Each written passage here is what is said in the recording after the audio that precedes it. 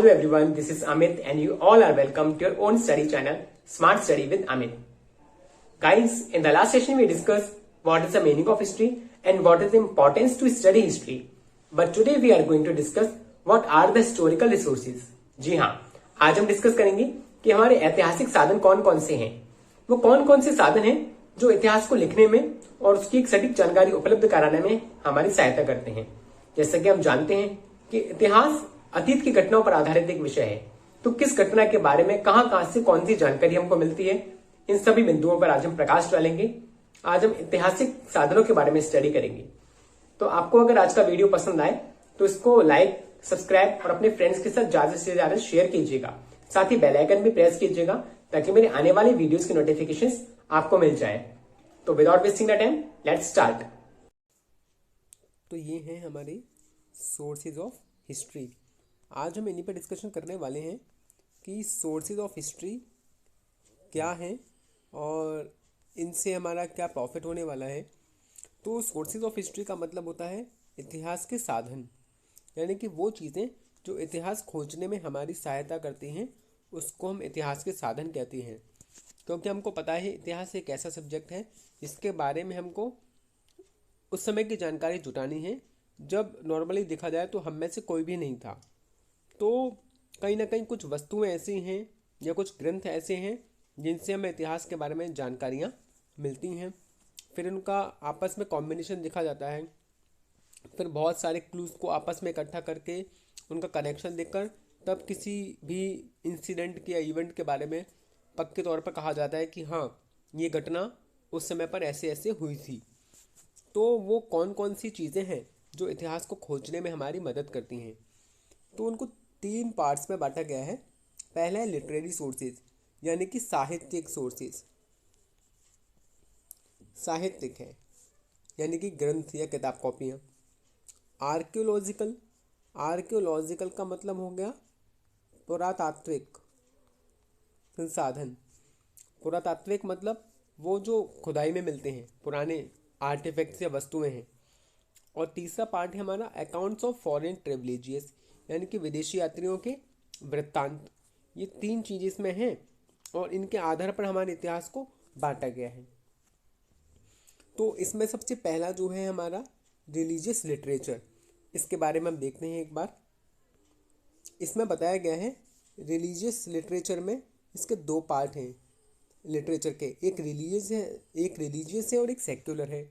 Religious का मतलब हो कि धार्मिक, यानी कि जो धार्मिक ग्रंथ हैं हमारे उनमें भी इतिहास की झलक देखने को मिलती है। वो अपने समय की सारी घटनाओं को, चाहे वो राजनीतिक हों, वो सामाजिक हों, वो सांस्कृतिक हों, उसको धर्म के साथ समेटे हुए हैं। और दूसरा है सेक्युलर, यानी कि गैर धार्मिक या फिर अधार्मिक, जो किसी धर्म विशेष के नहीं हैं, उसको हम सेक्युलर कहते हैं। जैसे अलग अलग समय पर जो हमारे भारत के पुराने विद्वान हुए हैं उनके द्वारा अपने अपने राजाओं के बारे में लिखी गई पुस्तकें या ग्रंथ, इसमें सेक्युलर लिटरेचर कहा जाता है।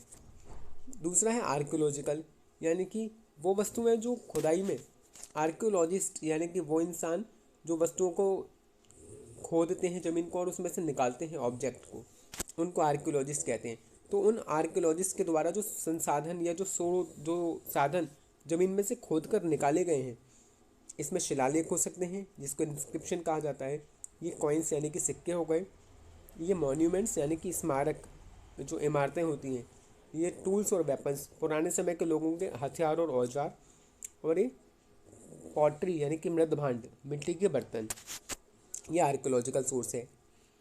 और ये है विदेशी यात्रियों के यात्रा वृत्तांत, जिसमें मैगस्थनीज ने, फाहियान ने, हुइनसांग ने, इत्सिंग ने, इसके अलावा भी इंडिया में समय समय पर बहुत सारे अलग अलग विदेशों से यात्री लोग आए, उन्होंने भारत में यात्रा की और उस समय की तत्कालीन स्थिति को अपने अपने लेखों में लिखा है। तो ये 3 वैरायटी हमारी ऐसी हैं जो हमें इतिहास के बारे में सटीक जानकारी प्रदान करती हैं। तब जाके हमारा जो इतिहास है उसको पक्के तौर पर कहा जाता है कि हाँ, ये हमारे इंडिया का इतिहास है। तो यही सोर्स हैं, यही साधन हैं जिनके बारे में आज हम सेशन में चर्चा करेंगे। और इन्हीं के तौर पर हमें जो आज हमारे पास इतिहास खड़ा हुआ है वो इन्हीं की नींव पर खड़ा हुआ है, क्योंकि यही संसाधन ऐसे हैं जो हमें इतिहास को जुटाने में हमारी सहायता करते हैं। नेक्स्ट स्लाइड है हमारी, उसमें है आर्कियोलॉजिकल सोर्स। तो जैसे आर्कियोलॉजिकल सोर्स हमने आपको बताया था कि जो आर्टिफैक्ट्स हमारे रहते हैं, वस्तुएं जो रहती हैं, पुरातात्विक संसाधन, those old objects obtain during excavation, यानी कि खुदाई में, एक्सकेवेशन मीन्स खुदाई में, वो सारे पुराने ऑब्जेक्ट जो खुदाई में प्राप्त होते हैं, जिससे हमारी सहायता होती है कि हम हिस्ट्री का निर्माण कर सकें, इतिहास का निर्माण कर सकें, आर कॉल्ड आर्कियोलॉजिकल सोर्सेज। यानी कि वो सारे साधन जो पृथ्वी के अंदर से खोद कर निकाले जाते हैं और जो इतिहास की रचना में हमारी सहायता करते हैं। They provide important and detailed information about a specific period. वो क्या करते हैं, वो हमको इतिहास के बारे में बहुत गहराई तक नॉलेज देते हैं, बहुत महत्वपूर्ण नॉलेज देते हैं। एक स्पेसिफिक पीरियड, एक समय विशेष की महत्वपूर्ण जानकारियाँ देते हैं। इनके अंदर इंस्क्रिप्शंस यानी कि शिलालेख, सिक्के या स्मारकों को शामिल किया जाता है। इसके अलावा बहुत सारी और भी चीज़ें हैं जो आगे डिस्कस की गई हैं। तो कहने का मतलब है आर्कियोलॉजिकल सोर्सेज क्या है? आर्कियोलॉजिकल सोर्सेज हमारे वो संसाधन हैं जो खुदाई में मिलते हैं, वही हमारे इतिहास को ढूंढने में, इतिहास की रचना करने में हमारी सहायता करते हैं। इसके अंदर शिलालेख, सिक्के, औजार, हथियार या पुराने लोगों के भवन आदि चीज़ें शामिल हैं। हिंदी में इसको बताया गया है कि ये क्या चीज़ें हैं, ये वो चीज़ें हैं जो खुदाई के दौरान हमको प्राप्त हुई हैं, जिनसे इतिहास की रचना में सहायता मिलती है। ये पुरातात्विक स्रोत कहलाती हैं। ये एक विशेष अवधि के बारे में महत्वपूर्ण और विस्तृत जानकारी प्रदान करते हैं। हाईलाइटेड वर्ड्स अभिलेख, मुद्रा, स्मारक आदि ये ऐसी चीज़ें हैं जिनको हम आर्कियोलॉजिकल सोर्सेज में या पुरातात्विक सोर्स की कैटेगरी में रखते हैं। आगे देखते हैं, आगे है इंस्क्रिप्शंस। तो सबसे पहला यहाँ पर लिया गया है इंस्क्रिप्शंस, यानी कि शिलालेख। शिलालेख किसी भी कठोर सतह पर, जैसे पत्थर या धातु पर उत्कीर्ण लेख को अभिलेख कहते हैं। अभिलेख या शिलालेख यानी कि कोई भी वो चीज़ जो किसी हार्ड सरफेस पर लिखी जा रही है। पुराने समय में लोग चट्टानों पर खोद खोद के नुकीली वस्तुओं से लिखा करते थे, या बाद में राजा महाराजाओं का समय हुआ तो तांबे की प्लेट्स यानी कि कॉपर की प्लेट वगैरह पर भी लिखा जाता था। उनको किसी नुकीले ऑब्जेक्ट से लिखा जाता था, जैसे आप यहाँ चित्र देख पा रहे हैं। तो राजाओं और अन्य महत्वपूर्ण लोगों के द्वारा अपने आदेशों को पत्थर और धातु जैसी कठोर सतह पर खुदवाया जाता था। इन्हीं को अभिलेख कहा जाता है।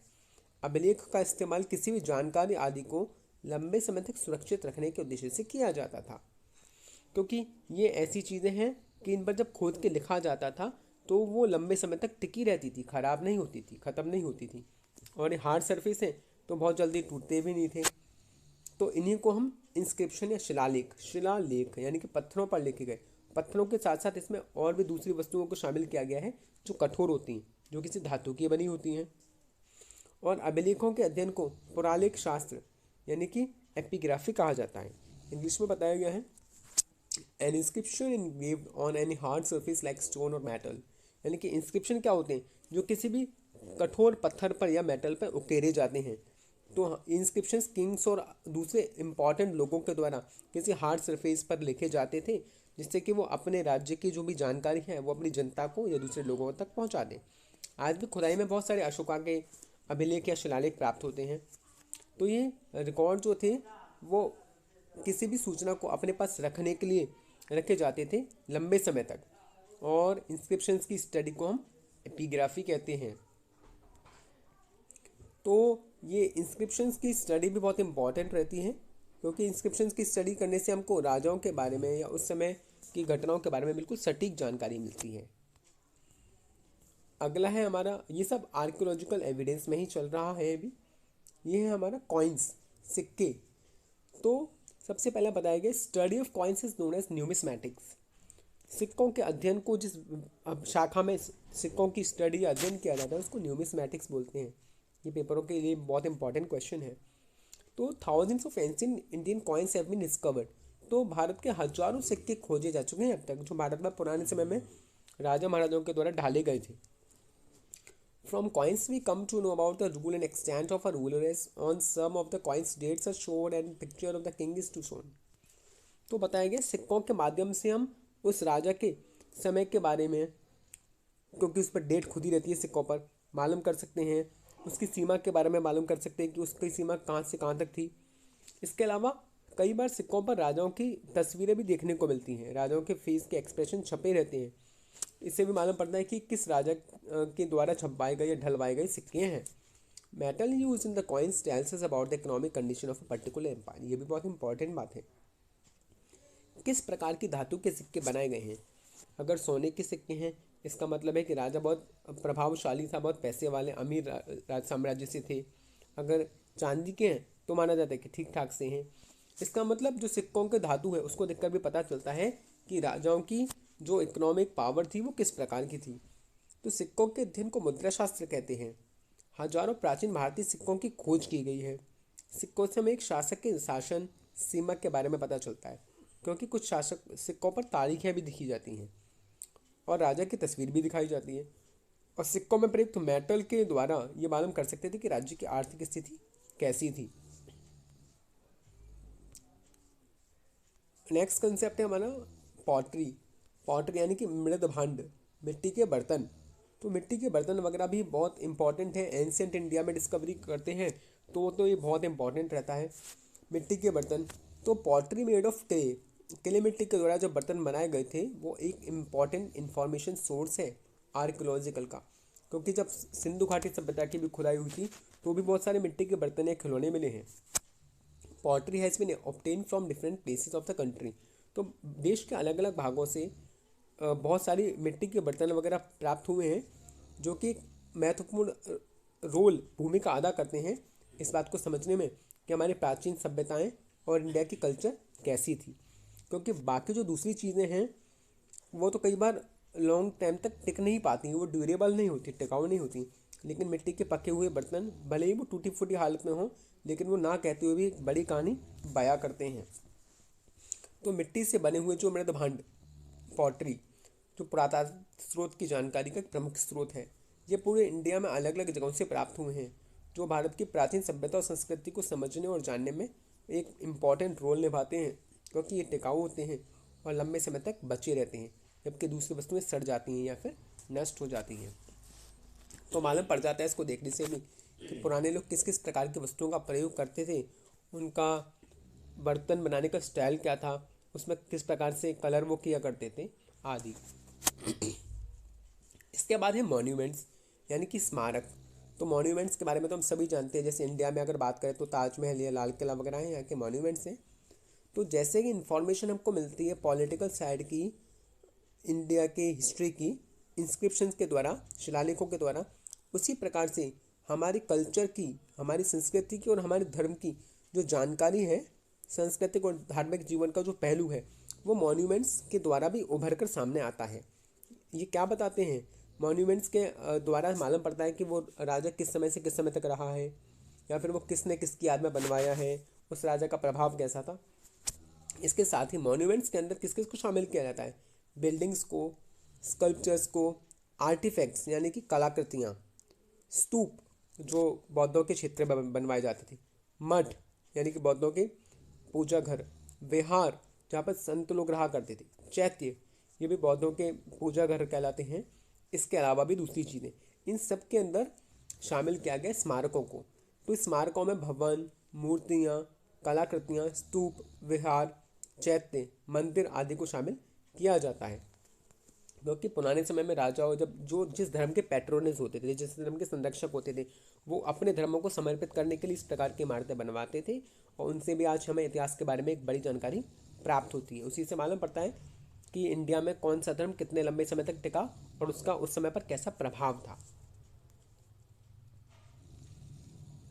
आगे है इसमें, अच्छा तो हमारा ये जो आर्कियोलॉजिकल सोर्स वाला तो कंसेप्ट क्लियर हुआ। आगे है लिटरेचर। लिटरेचर यानी कि साहित्य जिसको बोलते हैं हम, जो सबसे फर्स्ट कैटेगरी में रखा गया था साहित्य।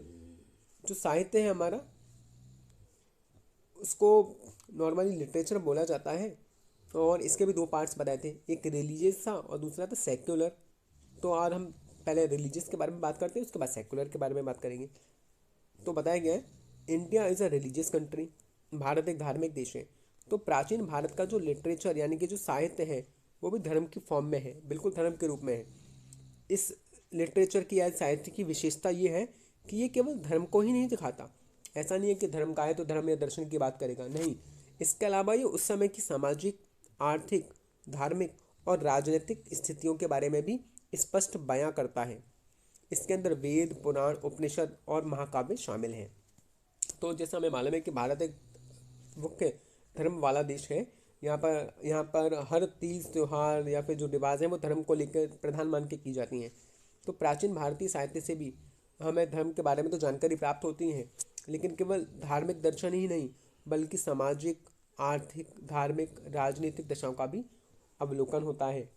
इसमें वेद, जो हमारे 4 वेद हैं, पुराणों की संख्या 18 बताई गई है, 108 उपनिषद हैं और महाकाव्य में स्पेशली 2 हैं, एक रामायण और एक महाभारत।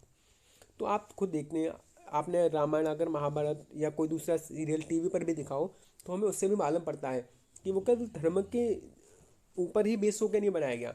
उससे हमें उस समय के राजतंत्र के बारे में पता चलता है कि वहाँ पर जनता की पार्टिसिपेशन था राज्य में या फिर नहीं था, या केवल राजा ही सर्वे सर्वा हुआ करता था, या वहाँ की सामाजिक व्यवस्थाएं कैसी थी, औरतों की स्थितियाँ कैसी थी। बहुत सारी ऐसी चीज़ें हैं जो हमें उन सीरियल्स में या फिर आप जब पढ़ेंगे इनको टेक्स्ट को तो देखने में मिल जाती हैं। हमें मालूम पड़ जाता है कि इस समय की सामाजिक, राजनीतिक, धार्मिक, सांस्कृतिक व्यवस्थाएं कैसी थी। इसके बाद नेक्स्ट है हमारा सेक्युलर लिटरेचर। सेक्युलर ऐसा होता है जो किसी धर्म विशेष का नहीं होता है। जहाँ रिलीजियस था तो रिलीजियस माने तो धार्मिक ग्रंथ, और सेक्युलर माने गैर धार्मिक, जो किसी धर्म विशेष का नहीं है। तो जो रिलीजियस लिटरेचर थे उनका जो मेन गोल था वो लगभग अपने धर्म को बढ़ाना था, जिसके कारण वहाँ की पॉलिटिकल एक्टिविटीज़ का ज़्यादा उसमें ढंग से समावेश नहीं किया गया, डिटेल में नहीं किया गया, क्योंकि वो धर्म के लिए लिखे गए थे। लेकिन अगर बात करें हम पॉलिटिकल हिस्ट्री को जानने की डिटेल में, तो नॉन रिलीजियस लिटरेचर, जिसको हम सेक्युलर भी बोलते हैं, ये बड़ी अच्छा रोल निभाते हैं। जैसे बताया गया, पुराने समय में विद्वान थे चाणक्य, उन्होंने, कौटिल्य जिसको बोला जाता है, उन्होंने अर्थशास्त्र लिखा। इसी प्रकार से महाराजा हर्षवर्धन के समय पर उनके राज दरबारी कवि बाणभट्ट थे। इसी प्रकार से कश्मीर के बारे में ये क्वेश्चन भी आता है कि कल्हड़ की राजरंगिणी किस राज्य के बारे में है, तो कश्मीर के बारे में है। कश्मीर के बारे में कल्हड़ ने अपनी ग्रंथ राजरंगिणी में लिखा है। तो ये ऐसे लिटरेचर हैं जो किसी धर्म विशेष को लेकर नहीं बनाए गए हैं। ये उस समय के अपने अपने जिस राज्य के दरबार में, राजा के दरबार में लिखे जाते थे, उस दरबार की, अपने राजा की आर्थिक, सांस्कृतिक, सामाजिक व्यवस्थाओं का वर्णन करते हैं। आगे इसमें बताया गया है अकाउंट्स ऑफ फॉरेन प्रिविलेजेस, यानी कि विदेशी यात्री हमारे इंडिया की जो भूमि रही है वो शुरू से ऐसी रही है कि उसने विदेशियों को हर बार अपनी तरफ आकर्षित किया है। शुरू से बहुत सारे विदेशी लोग हमारे भारत में आए हैं, वो चाहे पढ़ने लिखने आए हों या फिर अपने किसी आक्रमणकारी के साथ में आए हों, उसके संरक्षण में आए हों, लेकिन कहीं ना कहीं से हमारी जो भारत भूमि है वो शुरू से लोगों को आकर्षित करती रही है। तो जब विदेशी लोग हमारे यहाँ आए इंडिया में, तो उन्होंने हमारे यहाँ आकर अपनी जो भी अनुभव रहे उसको लेखबद्ध किया, यानी कि अपनी कलम चलाना शुरू किया अपने ग्रंथों पर, और उसी से इंडिया के बारे में बहुत बहुमूल्य बातें जो उन्होंने लिखी हैं वो भी इंडिया के इतिहास के लिए एक बहुत इम्पॉर्टेंट रोल अदा करती है और हमारे इतिहास को हमारे सामने बिल्कुल प्रत्यक्ष रूप में उजागर करती है। जैसे बताया गया, accounts of foreign travellers are helpful to historians as they have given detailed accounts of political events about trade and commerce etc. तो जो विदेशी यात्रियों के द्वारा जो लिखी गई बातें हैं वो इतिहासकारों के लिए बड़ी मायने रखती हैं, क्योंकि उससे हमें एक डिटेल में विस्तृत जानकारी मिलती है। किसके बारे में? राजनीतिक घटनाओं के बारे में, व्यापार के बारे में, वाणिज्य के बारे में और भी दूसरी चीज़ों के बारे में। वो हमें काफ़ी इम्पॉर्टेंट इन्फॉर्मेशन देते हैं उस समय के लोगों की जीवन शैली के बारे में भी। तो जैसे बताया कि हर्षवर्धन के बारे में जब उसने लिखा था, वेन्सांग ने तो बताया था कि जनता प्रसन्न थी, राजा जनता के सुख दुख का ख्याल रखते थे, और इसके अलावा जो राजा थे वो जनता से कर बहुत कम लेते थे, लोग ईमानदार थे, लोगों की वस्तुएं अगर सोने की भी पड़ी होती थी तो कोई इसको चुराता नहीं था। तो ये सारी बातें विदेशी यात्रियों के द्वारा हमको प्राप्त होती हैं। तो बताया गया विदेशी यात्रियों के वृत्तांत जो हैं वो इतिहासकारों के लिए सहायक सिद्ध होते हैं, क्योंकि उससे राजनीतिक घटनाएं, व्यापार, वाणिज्य, इनके बारे में जानकारी मिलती है और उस काल के लोगों की स्थिति के बारे में भी जानकारी प्राप्त होती है। तो हिस्ट्री को स्टडी करते में बहुत इंटरेस्टिंग चीज़ें लगता है कि हमारे देश की बाकी दूसरे देश के लोग भी तारीफ कर रहे हैं, और उसको जब हम पढ़ते हैं तो यहाँ कुछ एग्जाम्पल्स दिए गए हैं। जैसे हुएन सांग जो था वो हर्षवर्धन के टाइम पर इंडिया में आए थे। तो यहाँ वो ठहरे थे और उन्होंने बहुत डिटेल में स्टडी की थी। लगभग 15 साल वो इंडिया में रहे। तो बताया गया हुएन सांग एक फेमस चाइनीज़ यात्री थे और बौद्ध धर्म के संत भी थे। वो इंडिया में आए थे हर्षवर्धन के टाइम पर, हाईलाइट किया गया है। आप चाहें तो स्क्रीनशॉट भी ले सकते हैं इसको फर्दर अपने पास सिक्योर करने के लिए, ताकि आप रिवाइज कर सकें। ही lived in India for 15 years, 15 वर्ष भारत में रहे। और उन्होंने उस समय की यानी कि हर्षवर्धन के साम्राज्य के बारे में डिटेल में एक बुक लिखी है, CU की। अभी पूछा जाता है कि हर्षवर्धन ने कौन सी बुक लिखी है, तो उनकी बुक का नाम है CU की, जिसमें उन्होंने उस समय की सामाजिक, आर्थिक, धार्मिक और सांस्कृतिक स्थितियों का वर्णन किया है जो हर्षवर्धन के समय पर मौजूद थी। तो ये एक चीनी बौद्ध भिक्षुक थे, हर्षवर्धन के शासन में भारत आए, 15 वर्षों तक यहाँ रहे। CU की में उन्होंने अपने उस समय की इंडिया की पोजीशन का वर्णन किया है, जब हर्षवर्धन के समय पर वहाँ सामाजिक, आर्थिक, धार्मिक और सांस्कृतिक अवस्थाएं कैसी हुआ करती थी। इसके आगे नेक्स्ट है फाहियन। ये भी एक चाइनीज़ ट्रैवलर थे। हुएन सांग और फाहियन का कंसेप्ट बड़ा पूछा जाता है एग्जाम्स में भी, कि ये भी एक चीनी यात्री ही थे हुएन सांग की तरह। Fahien was a resident of China and a Buddhist monk. ये भी बौद्ध संत थे। बौद्ध धर्म चीन में बड़ा प्रचलित हुआ। वो इंडिया में आए थे बौद्ध धर्म की स्टडी करने के लिए। किसके समय में? चंद्रगुप्त विक्रमादित्य, जिनको चंद्रगुप्त सेकंड भी कहा जाता है, गुप्ता डायनेस्टी के। वो इंडिया में लगभग 6 साल रहे। उनके पीरियड में ही presented a live description by inspecting the political, social, economic and religious condition of India. तो चंद्रगुप्त सेकंड यानी कि विक्रमादित्य के समय में इंडिया में कैसी स्थिति थी, राजनीति कैसी थी, यहाँ का समाज कैसा था, यहाँ की आर्थिक व्यवस्था या अर्थव्यवस्था कैसी थी, यहाँ की धार्मिक स्थितियाँ कैसी थी, इस सब के बारे में बड़ा अच्छा वृत्तांत है। इसको पढ़ते हैं तो लगता है कि जैसे हमारे सामने चित्र आ रहा है क्या, इतने डिटेल में उन्होंने एक एक चीज़ को लिखा है। तो इसमें से याद रखने वाली चीज़ है कि फाहियन एक चीन यात्री और बौद्ध धर्म को मानने वाले थे। इसके समय में भारत आए थे, तो उस समय हमारे इंडिया में चंद्रगुप्त सेकंड यानी कि विक्रमादित्य राज्य करते। उसके बाद में है इत्सिंग। इत्सिंग भी एक चीनी यात्री रहे हैं। इनका नाम आपने वैसे कम सुना होगा, हुइनसेंग फाहियन का ही सिमट जाता है, लेकिन इत्सिंग भी आए थे। नालंदा यूनिवर्सिटी में स्टडी किया था। इत्सिंग एक चाइनीज़ ट्रैवलर और बुद्ध संत थे। वो भी इंडिया में 671 से 695 के टाइम में आए थे। तो बताया गया है वो सुमात्रा के रास्ते, जो समुद्री मार्ग है, वहाँ से सुमात्रा होते हुए इंडिया में आए और नालंदा यूनिवर्सिटी में 10 वर्षों तक अध्ययन किए।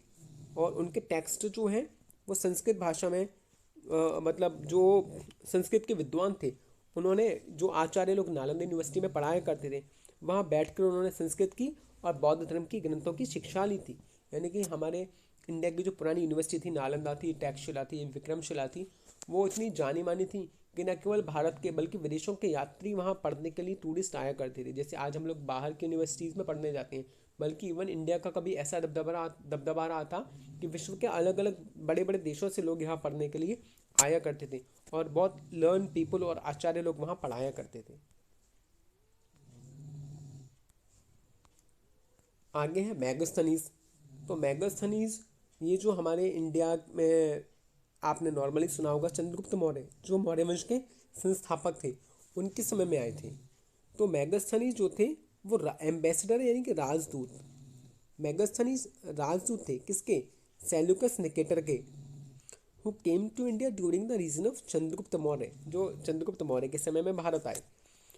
जो फाउंडर थे मौर्य वंश के, चंद्रगुप्त मौर्य, उन्हीं के दरबार में आए थे। वो यहाँ लगभग 14 वर्षों तक रहे थे।